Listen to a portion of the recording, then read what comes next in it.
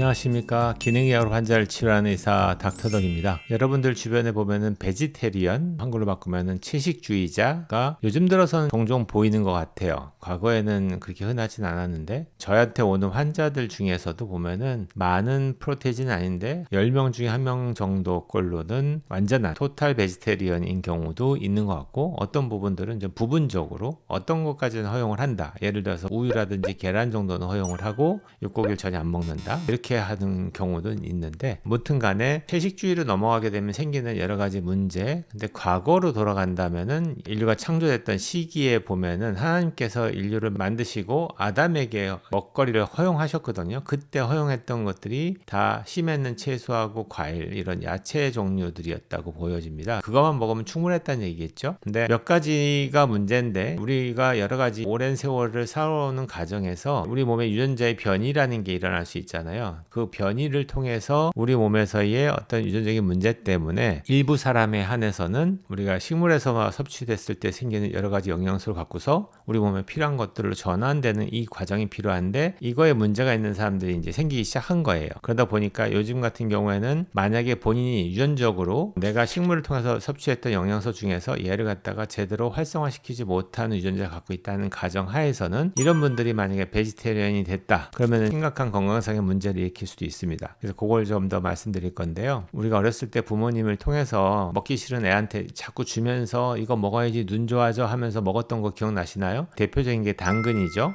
그래서 주황색을 띠고 있는 음식 안에 베타카로텐이 많이 들어있습니다. 그래서 베타카로텐의 원래 색깔 자체가 주황빛을 좀 띠게 돼요. 그래서 당근부터 시작해서 호박, 그 다음에 귤 같은 그 노란색이 들어있는 그런 성분들 안에 베타카로텐이 좀 들어있습니다. 근데 문제는 이걸 먹게 되면은 베타카로텐을 다른 말로는 비타민 A 정구 물질이라고도 부르고요. 그러니까 비타민 A라고 얘기하는 건 레티놀을 얘기하는데, 비타민 A가 우리 몸에 필요한데 얘가 동물을 통해서 들어오는 거는 동물성 레티놀은 그냥 흡수가 됩니다. 근데 식물 속에는 레티놀이 없어요. 그럼 그 안에 있는 베타카로텐을 내가 먹으면은 얘를 장에서 흡수되는 과정에서 장벽에서 레티놀로 바뀌게 돼요. 자세한 과정까지 몰라도 되는데, 무튼 간의 결론은 식물 속에 내가 먹었던 영양소 중에 베타카로텐을 우리 몸 속에서 레티놀로 바꾸는 과정이 필요하구나. 이런 과정은 러프하게 알고 계셔야 되고요. 이런 것들이 되게 많아요. 우리 몸에 비타민 D만 해도 똑같습니다. 햇볕에서 자외선이 들어와서 상피세포 있는 데서 비타민 D의 전구 물질이 만들어지거든요. 그럼 그게 그냥 쓰이는 게 아니라 혈액을 타고 돌다가 간하고 신장을 통해서 두 번의 활성화 단계를 거쳐요. 그러고 나서 쓰이는 거죠. 이 단계가 문제가 있으면은 나는 햇볕을 아무리 많이 봐도 비타민 D 결핍에 빠질 수 있겠죠. 그거는 이제 일단 차치하고, 레티놀 같은 경우도 마찬가지입니다. 내가 식물 속에 있는 베타카로텐을 먹었을 때 얘를 우리 장벽에서 레티놀로 바꾸는 유전자를 검사할 수 있는데, 그걸 제가 한 2년 동안에 1000명 넘는 환자를 검사해 보니까 프로테이지가 나오죠. 그러니까 제가 통계를 보여드릴게요. 저희 병원 통계인데 봤더니 정상인이 77.5%, 그리고 유전자 변이 하나 있는 사람이 21%나 되고요. 2개 변이 있는 사람은 1.5% 정도밖에 안 돼요. 되게 희소하죠. 그래도 하나의 변이만 있더라도 21%니까 대략 10명 중에서 2명 꼴이란 말입니다. 저희 병원에 검사하러 오시는 환자의 10명 중에서 2명 꼴로 비타민 A의 전구체인 베타카로텐을 비타민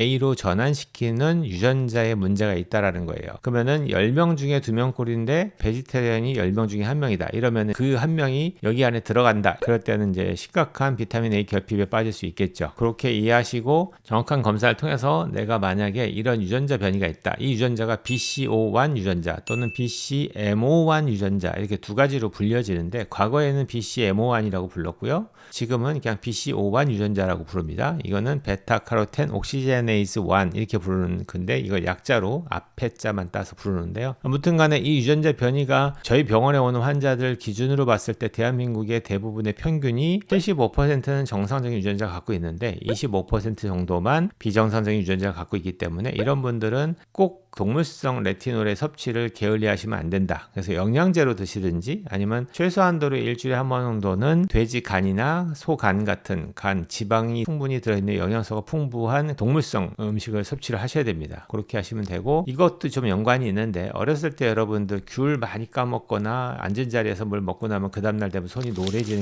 경우 있죠. 이게 왜 그러냐면은 확률적으로는 베타카로텐을 레티놀로 바꾸는 유전자에 문제가 있는 사람일수록 얘가 안 바뀌니까 베타 베타카로텐이 쌓일 거 아니에요. 그러다 보니까 손이 노래지죠. 그렇게 손이 노래지는 사람들 중에서는 이 유전자 변이가 있을 확률이 높은데, 근데 문제는 요거만 영향을 주는 게 아니고요. 몇 가지가 더 있어요. 그래서 대부분은 남자보다는 여자가 더 많다라고 얘기하는 이유가 여기에 속하는데, 그게 뭐냐면 갑상선 호르몬이 베타카로텐을 레티놀로 바꾸는 과정에 영향을 준다라는 연구 자료가 있습니다. 그러다 보니까 갑상선에 문제가 있는 게 남자보다 여자가 많잖아요. 그러다 보니까 여자들이 귤을 많이 먹으면 손이 노래지는 사람이 있는데, 그것도 개인 차이가 좀 있어요. 진짜 센 노래지는 사람이 있고 적당히 노래지는 사람이 있고, 그거에 따라서 자기의 어느 정도 효소 활성도가 있는지 계산할 수 있겠죠. 그거 말고도 혈당에 관련된 인슐린 저항성이 좀 있는 사람들도 그렇게 베타카로텐이 축적될 수 있고요. 그 다음에는 내가 먹었던 음식 속에 있는 베타카로텐을 장으로 이전시켜서 거기서 소화 분해한 다음에 흡수하는 이 과정이 또 필요하잖아요. 근데 이때도 담즙이 또 영향을 줍니다. 그래서 이럴 때 잘 생각해 보면은 어떻게 우리가 조리해서 먹냐, 당근을 그냥 막 씹어서 먹는 거하고 데쳐서 그냥 먹는 거, 이런 거보다는 약간 기름에, 들기름이라든지 여러 가지 기름에 볶아서 드시는 게 훨씬 흡수율은 좋아지겠죠. 섭취하는 방법에 따라서는. 그래서 이런 것들도 영향을 줄 수 있다. 내가 먹는 방법에 따라서도 다를 수 있다. 이렇게 정리하시면 될 것 같고요. 아무튼 간에 제가 오늘 여러분께 말씀드리고 싶은 내용은, 여러 가지 유전적인 문제들이 요즘에는 개발되고 연구되고 있다 보니까 과거에는 검사하지 않고 그냥 묻어갔던 것들이 요즘에는 검사를 통해서 내가 어떤 식단을 먹는 게 내 몸에 건강에 좋겠구나 하는 게 개별적으로 검사를 통해서 확인이 되는 거예요. 그래서 기능의학자를 찾아서 열심히 검사한다는 얘기는 모르고 그냥 대충 먹으면 좋겠지 하고 먹고 사는 거하고, 그거 말고 적어도 나는 이런 유전적인 체질을 갖고 있기 때문에 식단은 이렇게 하는 게 좋겠고 비타민은 어떻고, 예를 들어서 양을 늘리는 게 좋을지 아니면 활성형을 따로 구해서 먹는 게 좋을지, 이런 것들이 각각의 비타민마다 다 다르다는 거예요.